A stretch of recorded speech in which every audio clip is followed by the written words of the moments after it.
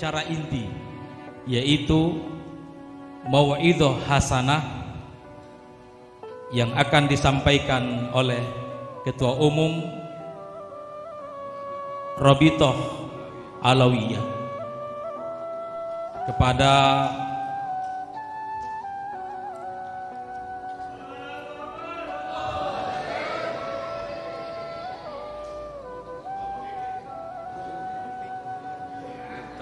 Al-Habib Taufik bin Abdul Qadir Asy-Syagab, Ketua Rabithah Alawiyah, fa'alaihi falyatafaddal mashkura.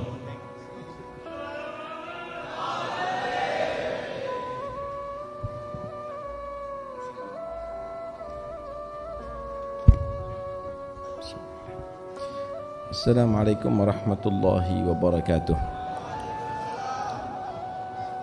Bismillah, walhamdulillah, wassalatu wassalamu ala rasulillah Sayyidina Maulana Muhammad bin Abdullah wa ala alihi wa sahbihi wa man walah wa la hawla wa la quwwata illa billah, amma ba'd.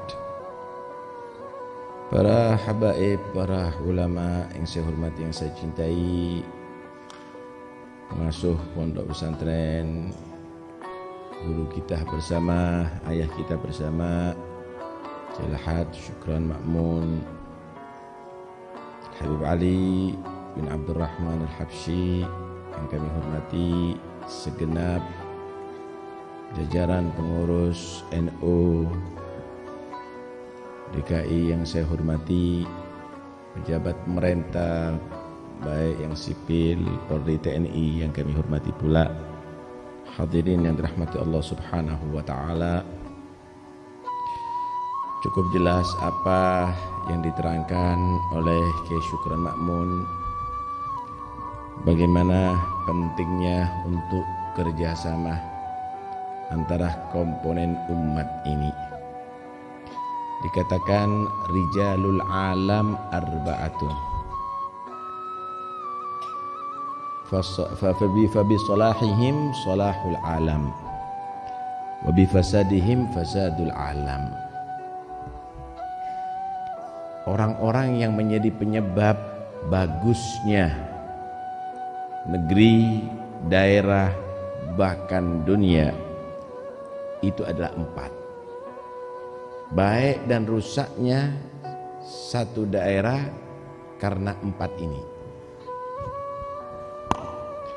Yang pertama yaitu al-abidus salih an-nasik, seorang yang dikenal sebagai ahli ibadah, yang dia tadi itu soleh, ngikuti ajaran agama. Kalau bahasa sekarang mungkin Syekhut Thariqah. Dia orang yang sangat berpengaruh, yang dijadikan muqtada bih oleh masyarakat, panutan, mustasyar. Mereka dijadikan tempat musyawarah oleh masyarakat. Bahkan orang-orang yang demikian ini bisa dijadikan al-hakim fima tasyajara bainahum, menjadi hakim yang menentukan di antara polemik yang mereka hadapi. Suami istri bisa didamaikan, antara orang yang bekerja bisa diakurkan. Kenapa? Karena dia sudah dijadikan syekh, guru besar. Guru besar. Ini yang pertama. Yang kedua yaitu al-alim al-amil al-qaim bil amri bil ma'ruf wan nahi 'anil munkar. Orang yang paling berpengaruh untuk sholahul alam yaitu orang yang amil, orang yang alim, yang mengamalkan ilmunya. Yang dia tadi itu menegakkan amar ma'ruf nahi munkar dengan tegas, tanpa ada tendensi yang lainnya. Bukan ingin menjatuhkan, bukan ingin mencoreng, bukan ingin dia tadi itu memojokkan, tapi menerangkan yang hak, membela yang hak. Yang ketiga, al-imamul adil, imam yang adil, pemimpin yang adil, yang dia tadi itu adalah perhatian dengan rakyat, berkorban untuk rakyat, bukan mengorbankan rakyat. Dalam pikirannya, dalam usahanya kemakmuran rakyat, bukan menindas rakyat. Yang keempat, al-ghaniyul karim, orang kaya yang dia tadi itu mendermakan hartanya, punya hati rahmat, tidak ambisi, tidak ingin memonopoli pekerjaan, tapi ingin meratakan ekonomi. Jika empat ini kriteria seperti tadi, akan makmur kehidupan ini. Insya Allah nggak ada yang demo, insya Allah nggak ada yang protes, insya Allah nggak ada anarkis, insya Allah nggak ada macam-macam. Aman negeri ini semuanya. Wa fi muqabalati dzalik, lawannya sekarang Anda bisa bayangkan, yang jadi abid yang ditokohkan oleh masyarakat bukan as-soleh, bukan orang yang soleh, tapi at-toleh, orang yang gak baik. Ditokohkan masyarakat, malah dijual masyarakatnya, ngadakan acara untuk cari keuntungan, punya pengikut untuk cari pengaruh. Ditambah al-alimul mukhallid, orang alim tapi dia tadi itu bukan menerangkan yang hak, malah mengabu-ngabukan yang hak, meremang-remangkan yang hak. Kalau perlu batil ditaswir bagaimana jadi hak.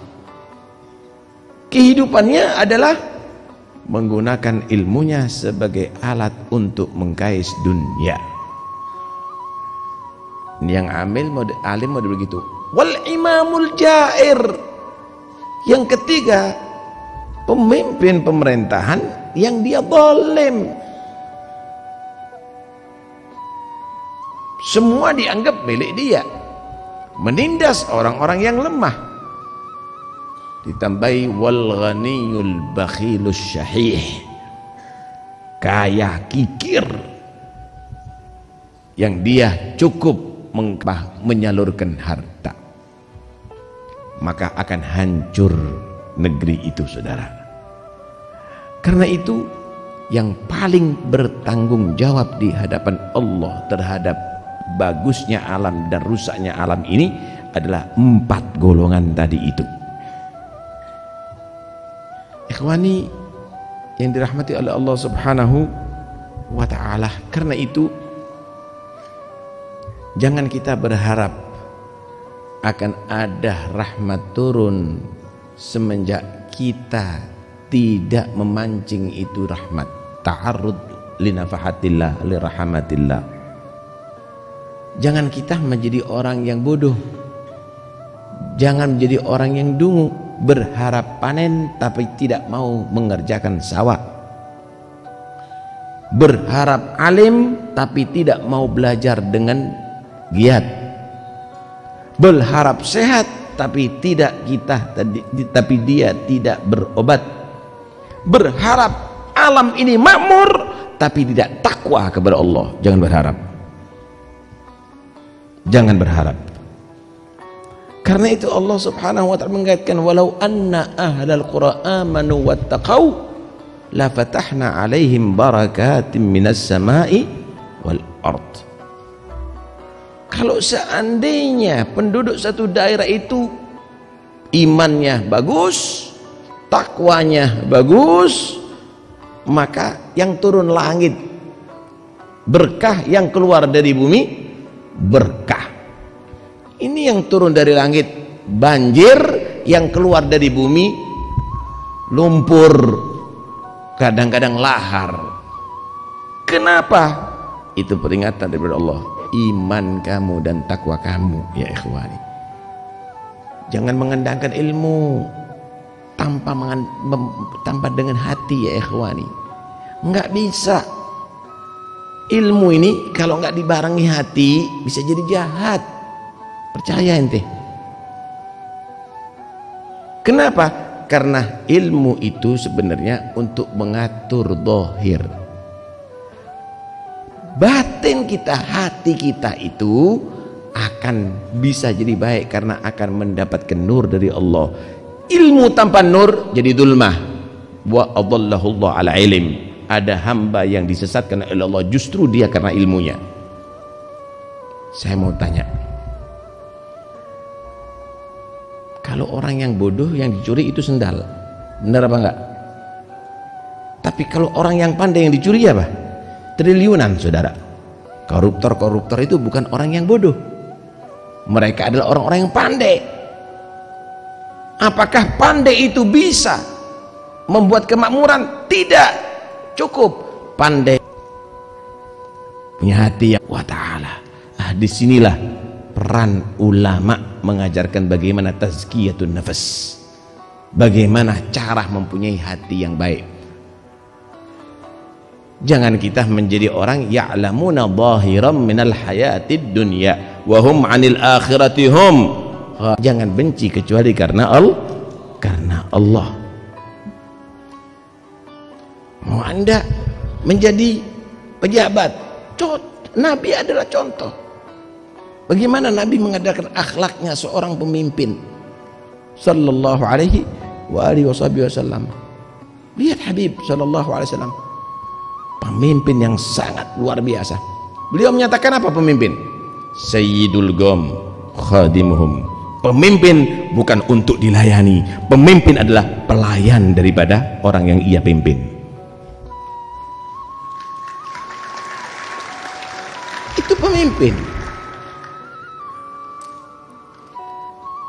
Jangan Anda menjadi khadimul sayyidul Qom mustakhdimhum. Pemimpin itu yang memerintahkan rakyat untuk melayani, tapi pemimpin itu melayani rakyat. Masya Allah, luar biasa itu Nabi Sallallahu Alaihi Wasallam. Ada satu cerita bagaimana sahabat Sayyidina Abu Hurairah radhiyallahu an. Jadi Nabi itu punya sahabat yang disebut Ashabus Suffah. Tidurnya ada di terasan masjid gitu, ada tempat khusus. Nggak punya pekerjaan, miskin, kemudian tidak ada keluarga, yang diandalkan makan siang, sarapan, makan malam, mungkin itu makanan dari Rasulullah. Sedangkan Nabi belum tentu ada makanannya. Ini sampai 2 hari belum makan ya Abu Hurairah. Tapi itulah jiwa sahabat, nggak pernah minta, nggak pernah minta para sahabat. Dia bertahan lapar daripada minta.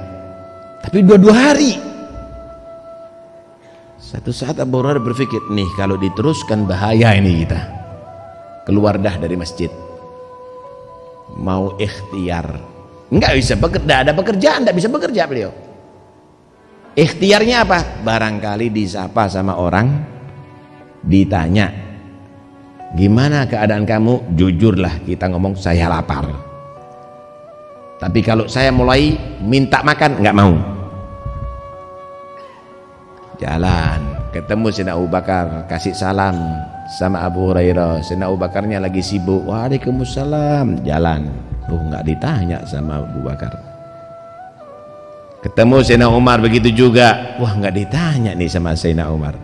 Ketemu Nabi Sallallahu Alaihi Wasallam, baru ditanya, Abu Hurairah gimana keadaannya? Lapar ya Rasulullah. Berapa hari Abu Hurairah? 2 hari ya Rasulullah. Aku 3 hari ya Abu Hurairah. Masya Allah. Diajak, ayo ke rumah, barangkali ada rezeki. Rumahnya Nabi berdekatan, langsung sambung dengan masjidnya Nabi, Masjid Nabawi. Tanya, ya Aisyah ada rezeki? Ada ya Rasulullah orang tadi ngirimkan satu qadah, satu wadah untuk ada qadah itu inaun yush. Semua ya Rasulullah, semua. Wah, gagal kenyang nih kata Abu Hurairah. Gagal kenyang nih. Panggil semuanya. Nabi yang manggil, ayo kita makan. Kita ada susu. Datang semuanya dijejer. Abu Hurairah dipanggil. Nih, taklim. Abu Hurairah, coba kamu gilir mereka minum. Wahai Abu Hurairah, aku dulu ya Rasulullah. Iya, minum kamu. Diminum sambil malu-malu Abu Hurairah. Mau diserahkan sama Nabi. Minum lagi Abu Hurairah. Minum lagi ya Rasulullah. Iya, serius Abu Hurairah minumnya. Minum betul. Minum lagi kata Rasulullah. Oh, masih ada ruang. Minum lagi Abu Hurairah. Minum lagi. Nggak penuh ya Rasulullah. Nggak mampu sudah. Nggak muat sudah. Semuanya sudah makan. Iya. Baru Nabi minum. Sayyidul Gum akhiruhum syurban. Pemimpin itu sagil gom akhirum syurban, yang bagi air jangan pertama minum tapi terakhir menikmati. Begitulah sosok pemimpin, terakhir menikmati, bukan awal. Ini baru dilantik, Masya Allah, ada mobil barunya, ada ini rakyatnya mancal nih, Masya Allah. Tuh lihat bagaimana sosok Muhammad Rasulullah SAW. Ini pemimpin yang satu. Pemimpin yang satu ini pernah berdoa kepada Allah. Pernah berdoa. Dan doanya ini mungkin kita nggak mungkin akan ikuti. Karena ini tunggu orang yang sempurna imannya. Doanya Nabi begini. Allahumma ahyini miskinan wa amitni miskinan wahsyurni fi zumratil masakin. Ya Allah, hidupkan aku miskin, matikan aku miskin, nanti di hari kiamat kumpulkan bersama orang-orang yang miskin. Silakan Anda baca istiqomah setiap hari. Kira-kira ada nggak pemimpin yang minta miskin? Ada kira-kira. Kalau pemimpin itu adalah siap miskin, rakyatnya insya Allah akan kaya. Tapi kalau pemimpin itu yang dicari adalah kekayaan, rakyatnya miskin, saudara. Inilah contoh bagaimana sosok Muhammad Rasulullah Sallallahu Alaihi Wasallam. Karena itu kita syukur Indonesia ini luar biasa kok. Indonesia ini mayoritas umat Islam insya Allah terbesar seluruh dunia.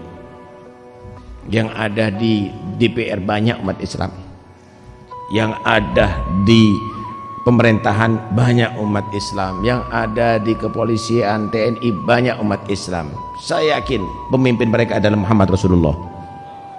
Ayo kita kembali lagi mengikuti jejak akhlaknya Nabi Muhammad SAW. Begitu juga para ulama, tokoh masyarakat, ikuti Nabi Muhammad SAW. Jangan kita menjadi orang yang berburu akhlak ya ikhwani, karena sesungguhnya Islam itu indah. Islam itu adalah indah. Islam itu mengajak kita bersatu. Nih, saya mau tanya, ini kalau ulamanya, kiainya, habaibnya, polrinya, TNI-nya bisa bersatu di masjid untuk sholat berjamaah, bisa bersatu untuk sholat Jum'ah, bisa bersatu untuk haji dan umrah, untuk tawaf, untuk sa'i, untuk yang lainnya. Bawa terus bersatu di dalam bagaimana menjadi orang manfaat kepada masyarakat. Bawa dengan Islam Anda bisa menjadi orang yang manfaat. Anda bisa bersatu. Anda tidak bisa dipecah belah. Ada di sini karena kepentingan duniawi yang akan membuat kita terpecah belah ya ikhwani. Karena ambisi kedudukan yang akan membuat kita terpecah belah. Karena itu kumpulnya kita halal bihalal ada di sini, semua komponen ada di sini. Ada ulama, ada orang awam, ada pejabat, gubernur tadi, ada kepolisian, ada TNI, ada wakil rakyat dari berbagai macam partai ada di sini. Semuanya bisa bersatu. Semuanya bisa bersatu. Bawa ini setiap saatnya persatuan ini, dan jangan menjadi wala tatafarraqu. Jangan menjadi orang yang kita berpecah belah. Nggak nikmat saudara berpecah belah, nggak nikmat. Damai itu adalah satu kenikmatan. Jangan Anda robah-robah. Jangan Anda raba-raba. Damai itu kenikmatan. Apa yang dirasakan yang ada di Palestina, yang ada di Ukraina sekarang semuanya. Apa yang dirasakan, ibadahnya bagaimana mereka? Ada di Masjidil Aqsa diusir-usir ya ikhwani. Bagaimana yang ada di Yaman juga demikian. Karena itu negeri ini yang damai ini jangan dikotori. Saya tidak mengatakan bahwa ini adalah ulah rakyat. Ini yang masyarakat ini adalah mereka mengikuti yang ada di atas. Karena itu 4 golongan tadi itu paling bertanggung jawab untuk kerusakan negeri ini atau kemakmuran negeri ini. Mudah-mudahan insyaallah 4 golongan tadi itu akan menjadi orang-orang pilihan, dan insyaallah mereka akan menjadi orang-orang yang bisa membuat negeri ini aman, sentosa, dan mudah-mudahan Allah jauhkan negeri ini daripada segala bala dunia maupun agama, dan mudah-mudahan mereka semuanya dijadikan orang-orang yang sulaha atqiya, amin ya rabbal alamin. Wa sallallahu ala sayyidina Muhammad wa alihi wasallam. Alhamdulillah rabbil alamin. Wassalamualaikum warahmatullahi wabarakatuh. Dimohon kepada Habibana Al-Habib Tauhid berkenan menerima cindramata dari PWNU DKI Jakarta diserahkan oleh Khatib PWNU Ki Haji Lukman Hakim Hamid.